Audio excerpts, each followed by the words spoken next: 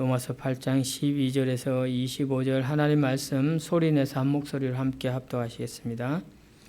그러므로 형제들아 우리가 빚진 자로 돼 육신에게 져서 육신대로 살 것이 아니라 너희가 육신대로 살면 반드시 죽을 것이로되 영으로서 몸의 행실을 죽이면 살리니 무릇 하나님의 영으로 인도함을 받는 사람은 곧 하나님의 아들이라.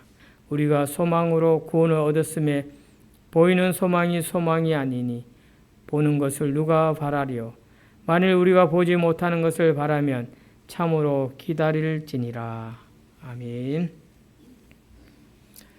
함께 읽은 본문 말씀을 통해 보이는 소망은 소망이 아니다 라는 제목을 가지고 오늘 우리에게 주시는 하나님의 말씀의 은혜를 받겠습니다. 바울 사도는 먼저 8장 1절에서부터의 내용에서 말씀하시기를 우리의 마음은 하나님의 법을 따르고 육신은 죄의 법을 섬기고 있는 그런 상황이 있다 할지라도 사실은 우리를 정죄할 수 없는 것은 생명의 성령의 법이 죄와 사망의 법에서 우리를 해방시켰기 때문이다. 그래서 이제 우리는 이 성령, 생명의 성령의 법으로 인해서 바로 생명의 성령이 있는 성령의 사람, 하나님의 사람, 곧 하나님의 자녀가 되었다. 그렇기 때문에 우리는 비록 죽을 몸, 이 육신의 몸이 죽고 없어질 것 같지만 이 성령에 의해서 하나님의 자녀된 우리는 다시금 생명으로 살아날 것이다 하면서 지난 시간 11절에 보면 너희 죽을 몸도 살릴 것이다. 그의 영으로 말미암아 성령으로 말미암아 너희 죽을 몸도 살릴 것이다. 이로써 우리에게 죽지 아니할 영원한 썩지 아니할 영원한 몸, 영생할 몸, 그 부활의 몸에 대한 소망을 안겨주었습니다. 그러면서 오늘 본문에 이어서 말씀하시기를 그러므로 이렇게 이어서 형제들아 성도들을 향하여 우리가 다 빚진 자다라고 말하는데 이 빚진 것이 너희가 육신의 죄악됨으로 인하여 육신에 매여 있는 빚진 자들이 아니라 성령의 빚진 자다. 우리가 빚진 자로 돼 육신에게서 육신대로 살 것이 아니라 성령의 빚진 자. 이 성령이 빚진 자라는 것은 곧 예수 그리스도의 십자가 대속의 죽으심으로 인해서 우리가 치료해야 될 죄 대가를 예수께서 대신 치러 주셨기 때문에 거기에 대한 빚이 있는 것이고 이것이 또 하나님의 은혜로 이루어진 것이기 때문에 하나님의 은혜에 대한 빚이 있는 것이고 또 성령으로 역사하셨기 때문에 성령, 즉 성령의 빚이다라는 것은 성령의 빚진 자라는 것은 결국은 삼위일체, 삼위 하나님께 우리가 빚진 자다. 그렇기 때문에 빚진 자라는 것은 마땅히 삼위 하나님, 성령 하나님, 성부 하나님, 성자 하나님, 하나님 앞에 우리가 그 빚갚음을 다해야 될 의무가 있는 자다. 다시 얘기하면 이 의무라는 것, 빚갚음의 의무라는 것은 하나님의 법에 따라 성령의 법에 따라 살아야 될 의무가 있는 자들이 바로 성도라는 것입니다. 그래서 우리 성도된 우리는 성령의 법에 따라 살아야 될 의무가 있고 그렇게 살려고 몸부림쳐야 하는 것입니다. 자, 그런데도 불구하고 실제 우리의 삶에서는 우리가 육신의 장막을 입고 있기 때문에 이 육신의 몸에서 살아가기 때문에 계속해서 이 육신의 소욕으로 인하여 긴장감에 있고 갈등의 관계에 있게 된다라는 것입니다. 그래서 바울 사도는 너희가 육신대로 살면 그래서 그럼에도 불구하고 너희들이 그 육신대로 계속 그렇게 산다면 결국은 너희는 영원히 죽을 수밖에 없다. 그것을 육신대로 살면은 반드시 죽을 것이다. 반드시 죽을 것이다. 이것은 우리의 육신의 몸만 죽는 것이 아니라 우리의 영혼마저도 멸망으로 떨어뜨리는 영원히 죽는 죽음 그것을 말하고 있는 것입니다. 그렇지만 영으로서 몸의 행실을 죽이면 영으로서 성령에 의해서 우리의 육신의 욕구, 육신의 요구대로 육신이 원하는 그 욕구대로 행해지는 그 몸의 행실을 죽이면 우리는 영원히 살리라. 죽이면 살리라 라고 표현하고 있는 것입니다. 이 몸의 행실이라는 말이 바로 그것을 얘기하는데 몸의 행실은 육신의 욕구가 드러나는 그러한 행동적인 그 행위, 그것은 몸으로 일어나요. 마음속에 있는 육신을 입고 있는 마음속의 이 욕구들, 충동적인 것, 욕망, 이런 것들이 드러나는 것이 사실은 몸으로 행동하기 때문에 이것을 몸의 행실이라고 말합니다. 그런데 이것을 우리가 어떤 의지와 학문, 지식, 교양 가지고 이 몸의 행실을 하는 법에 따라 살아가지는 것이 아니라 오늘 본문 성경 말씀 보면은 결국은 성령, 영으로 우리의 몸의 행실을 죽일 수 있다. 우리의 탐욕, 우리의 육신적 소욕을 잠재우게 하는 것은 다름 아닌 성령이다. 성령이 충만할 때, 성령의 지배받을 때 우리의 육신의 욕구들이 죽어지고 이로써 우리의 영과 우리의 몸은 다시 살아날 수 있다라는 것을 말하고 있습니다. 그래서 바울 사도는 이렇게 영으로, 하나님의 영으로 인도받는, 하나님의 영에 의해서 살아가는 사람, 이들이 바로 하나님의 자녀다라고 말하고 있습니다. 하나님의 아들이다. 성령으로 이끌림 받고 성령 충만하게 함으로 살아가는 사람이 진정한 하나님의 아들이다라는 것을 말합니다. 때문에 다시는 무수하는 종의 영을 받지 않고 양자의 영을 받아서 우리는 아빠, 아버지, 하나님을 아빠, 아버지라 부를 수 있게 된다. 사실 이 표현을 가장 먼저 사용한 이가 다름 아닌 예수님께서 겟세마네 기도 동산에서 마지막 기도하실 때 아바, 아버지 하면서 부르셨다라는 것. 하나님의 아들이신 예수님께서 아버지를 아바, 아버지라고 이렇게 아주 친밀함으로 부르는 것처럼 우리 또한 이 성령에 이끌려서 성령으로 말미암아 하나님의 자녀된 우리도 동일하게 예수님과 함께 동일하게 하나님을 아버지로 부를 수 있는, 아빠, 아버지로 부를 수 있는 권세가 우리에게 주어졌다라고 말하는 것입니다. 그래서 우리가 하나님의 자녀 된 것, 하나님의 아들 된 것, 하나님의 딸 된 것, 하나님의 그 자녀의 보증을 누가 확인해 주느냐 하면은 성령이, 16절 보면 성령이 친히 우리의 영과 더불어 우리가 하나님의 자녀인 것을 증언해 준다.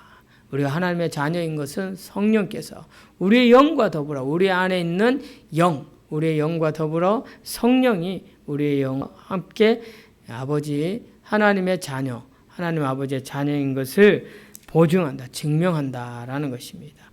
이로써 우리는 하나님의 자녀이기 때문에 하나님이 가지고 있는 모든 권세와 영광을 물려받을 수 있는 상속자가 되었다는 거예요. 자녀이면 또한 상속자, 곧 하나님의 상속자다. 하나님의 그 모든 권세, 하나님의 그 영광, 하나님의 그 존귀함을 물려받는 상속자. 그것이 바로 그리스도와 함께, 예수님과 함께 우리가 함께 상속을 받는, 그와 함께 영광을 받기 위한 그러한 하나님의 상속자다. 그래서 하나님의 상속자이기 때문에 하나님의 영광을, 그 권세를 함께 예수 그리스도와 함께 받는 상속자이기 때문에 예수님이 겪었던 그 고난, 고통, 그리고 우리가 살아가면서 육신의 몸을 입고 살아가면서 이 삶이 오로지 평탄하기만 하면 참 좋겠지만 그렇지 않은 것이 또 우리의 현실이고, 우리의 현실 가운데 겪어지는 이 수많은 고난과 고통, 역경들, 이것은 앞으로 이제 장차 우리가 받아야 될 그 영광, 상속자로서 누려야 될 그 놀라운 은혜와 그 영광에 비하면 지금 이 고통, 고난은 아무것도 아니다라고 표현하는 것이 18절입니다. 그래서 우리가 생각하건대 현재의 고난은 장차 우리에게 나타날 영광에 비교할 수 없을 정도로 이 지금의 고난은 아무것도 아니고 우리가 앞으로 받을 이 영광, 이 하나님 앞에 하나님의 상속자로서 받아 누려야 될 그 놀라운 은혜, 그 영광과 권세는 그야말로 이루 말할 수 없을 정도로 놀랍고 큰 것이다 라고 표현하고 있습니다. 자, 그런데 문제는 우리뿐만 아니라 하나님이 만드신 이 피조 세계, 모든 피조물들도 사실은 하나님의 아들들이 그 영광을 누릴 그날이 오기를 기다리고 있다라는 것을 말하고 있습니다. 피조물이 고대하는 바는 하나님의 아들들이 나타나는 것이니 피조물이 허무한데 굴복한 것은 자기 뜻이 아니요 오직 굴복하게 하신 이로 말미암음이다. 이게 무슨 말이냐면은 창세기 3장 17절에 보면은 죄로 인하여서 아담의 죄로 인해서 그러니까 이 피조 세계까지도 그 죄의 권세 아래 놓이게 되는 것을 표현하고 있는데, 그래서 너희가 수고하지 아니하고는 먹을 수 없게 되고 땅에 엉겅퀴가 생기고 하는 그런 표현들이 나옵니다. 그것이 바로 이 피조물조차도 아담 한 사람의 죄로 인하여서 그 죄의 그늘 아래서, 죄의 권세 아래서 매여 있을 수밖에 없는, 허무하게. 그래서 오늘날 우리가 살아가는 이 시대에 어떤 환경 파괴니 모든 이런 것들이 사실은 다 죄의 권세 아래서 이루어지는 그런 상황들입니다. 자, 그런데 이것이 누가 그렇게 했느냐라고 하니 오늘 표현해 보면은 그것이 자기들 뜻에 의해서 그렇게 굴복되어진 것이 아니고 오직 굴복해 하시는 이 굴복해 하시는 이가 누구냐면 바로 피조물을 창조하신 창조주 하나님께서 그렇게 그 죄 가운데 두고 계시다는 거예요. 회복할 때가 있기 때문에 그렇게 두고 계시는 것입니다. 그래서 결국은 이 피조 세계의 창조 원리로 회복되어지는 것도 사실은 하나님의 뜻 안에서, 하나님의 시간표 안에서 이루어지는 것이다 라는 것을 말하는데, 그래서 바라는 것은 피조물도 썩어짐의 종로로 탄 데서 이제 해방되어 하나님의 자녀들의 영광의 자유에 이르는 것이다. 이 피조물도, 피조세계도 사실은 하나님의 자녀들, 성도들이 마지막 때에 누릴 그 영광의 날, 마지막 때, 종말의 때에 하나님께서 부여해 주실 그 놀라운 권세, 그 영광의 날에 이 피조세계도 다 회복되어질 것이다. 그 날을 기대하고 고대한다. 하물며 피조물도, 피조세계도 그렇게 그 날을 고대하는데 하면서 21절에 표현하기를 피조물이 다 이제까지 함께 탄식하며 함께 고통을 겪고 있는데 우리가 그것을 안다. 우리가 그걸 아는데 피조물들도 이렇게 하나님의 영광이 회복될 그날 마지막 때를 기다리며 탄식하고 있는데 우리가 그것을 아는데 우리 곧 성령의 처음 익은 열매를 받은 우리, 성령의 처음 익은 열매라는 것은 예수 그리스도 성령으로 말미암아 부활하신 첫 열매 되신 예수 그리스도 그 부활의 은혜를 받은 우리, 새 생명의 은혜를 받은 우리가 역시도 탄식하며 마지막 온전히 양자됨, 온전한 우리의 몸이 부활의 몸으로 영생할 몸으로 속량받을 그날을 기다리는 것이다 라고 표현하고 있습니다. 그래서 23절에 보면 그뿐 아니라 또한 우리 곧 성령이 처음 익은 열매를 받은 우리까지도 속으로 탄식하며 양자될 것 곧 우리의 몸의 속량을 기다린다. 여기서 말하는 양자될 것은 우리가 예수 그리스도를 믿고 성령으로 말미암아 영으로 인하여서 하나님의 아들이 되었다라고 14절에 보면 그렇게 나왔잖아요. 모두 하나님의 영으로 인도함을 받는 사람은 곧 하나님의 아들이라. 하나님의 영을 받은 사람, 성령을 받은 사람들은 하나님의 아들이에요. 그래서 상속자가 되고 양자가 되었어요. 그런데도 불구하고 보면은 마지막 때 우리가 끝까지 탄식하며 양자될 것과 우리의 속량을 기다린다라는 것은 그럼 아직 완전히 이루어지지 않았기 때문에 기다려야 되나 보다라는 그런 뉘앙스를 남겨주는 말입니다. 이것은 곧 우리가 예수 그리스도로 말미암아 구원받아서 하나님의 자녀가 되었지만 완전하진 않다는 거예요. 완전하지는 않다라는 것은 이 땅에서 이 육신의 몸, 이 썩어질 몸을, 제약된 육신의 몸을 입고 살기 때문에 우리의 현재 구원은, 현재 양자됨은 완전한 것이 아니라는 것이죠. 그러면은 완전한 양자가 되는 그날, 그것은 언제냐면은 이 몸까지 구속받는 그날이에요. 몸까지, 우리 육신의 썩어질 몸까지 구원받는. 그것은 곧 마지막 때, 마지막 종말에 이 몸이 영원한 생명으로 살아갈 부활의 몸으로 몸까지 완전한 부활의 몸으로 구원받을 때, 구속받을 때 우리가 완전한 양자됨으로 하나님의 그 영광 안에서 하나님의 그 권세를 누리며 살아갈 수 있다라는 것을 말하는 것입니다. 자, 그래서 바울 사도는 우리는 그것을 기다리는 것이다. 그것을 소망하며 사는 것이다. 라고 표현하고 있습니다.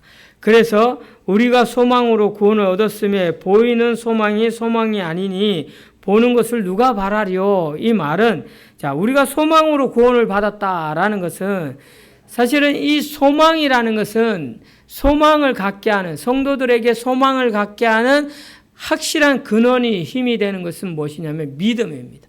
믿음으로 인하여 소망하는 것이요.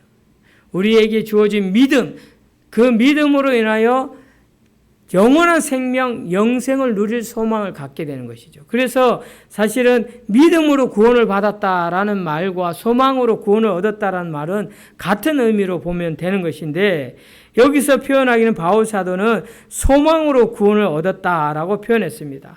다시 얘기하면은 이 소망으로 구원을 얻었다는 것은 우리에게 영원한 생명을 주실 완전한 양자가 되게 하실 그 은혜가 그 마지막 종말의 은혜가 주어질 것을 소망함으로 그것을 믿음으로 우리는 구원을 받았는데 라고 표현하는 거예요. 그렇지만 그것이 지금 현재 완전히 이루어진 것이 아니기 때문에 완전히 이루어질 것을 믿고 계속 바라보는 소망하는 그러한 삶을 사는 것이 성도의 삶이다라고 표현하는 것이죠.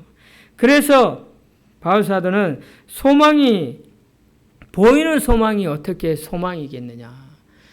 우리 눈에 보여서 움켜쥘 수 있는 그것이 소망이 될 수 없는 거잖아요. 이미 이루어져 있는 것을 소망이라 할 수 없잖아요. 그래서 보이는 소망은 소망이 아니라 오늘 말씀 제목도 보이는 소망은 소망이 아니라는 것이죠. 그러면 우리가 소망하는 것은 사실은 보이지 않는 것이에요. 바라는 것이에요. 그래서 히브리서 기자가 표현하기를 믿음은 바라는 것들의 실상이요 보이지 않는 것들의 증거다. 믿음은 바라는 것들의 실상이다라는 것은 우리가 소망하고 바라는 그것에 대해서 실제적인 형상, 그것을 우리는 믿음으로 성취할 것인데 결국은 이것이 믿음으로 소망하고 있으면은 그것이 실제로 우리에게 다가올 것이다. 우리에게 주어질 것이다. 그래서 우리가 바라는 것들 보이지 않았지만은 우리가 바랬던 그 소망, 마지막 때의 영원한 몸의 부활, 완전한 양자됨, 그 모든 것이 우리에게 증거로 이제 드러날 것이라는 거예요. 그렇기 때문에 우리는 소망을 갖는 것이죠. 소망을 갖고 사는 것입니다. 보이지는 않지만 지금 현재 우리 눈에 보이지는 않고 손에 잡히지는 않지만 이것을 믿음으로 소망하여 마지막 때에 주님 오실 그때 완전한 부활의 몸, 영생의 몸, 죽은 자도 부활하고 살아 우리가 주님을 맞이하게 되면 이 몸이 썩지 아니할 몸으로 영생할 몸으로 변화되어서 하나님의 완전한 양자로서의 권세와 영광을 누리게 되는 것인데 그것이 우리가 기다리는 것이다. 그래서 바울 사도는 오늘 본문 마지막에 만일 우리가 보지 못하는 것을 바라면 참으로 기다리는 것이다. 우리가 마지막 때를 바라며 신앙생활 하는 것이 성도의 삶입니다. 성도는 지금 눈에 보이는 어떤 현상을 움켜쥐고자 우리의 육신의 탐욕적인 그것을 채우고자 교회를 다니는 것이 성도가 아닙니다. 성도는 예수 그리스도의 십자가로 말미암아 우리의 죽을 죄를 대신 치르신 그 은혜를 누린 그래서 예수 그리스도의 십자가 은혜에 성령의 역사하심에 하나님의 그 사랑의 은혜에 빚진 자예요. 그 빚진 자로서 우리가 살아가는 삶의 방향은 비록 아직까지 우리에게 현실로 다가오지 않았지만 눈에 보이지 않고 손에 잡히진 않지만 우리의 몸이 완전한 몸, 완전한 영생의 몸으로 변화되거나 죽은 몸이 완전히 다시 부활하거나 그 마지막 때를 기다리며 사는 것이 성도의 삶이라는 거예요. 마지막 그 때를 기다리다 보면은 사실은 여러 가지 많은 고난이 있다는 거죠. 우리가 살아가는 이 삶의 현장에 예기치 않은 그런 고통과 고난, 어려움, 눈물 날 일, 상처될 일 많이 있다는 거예요.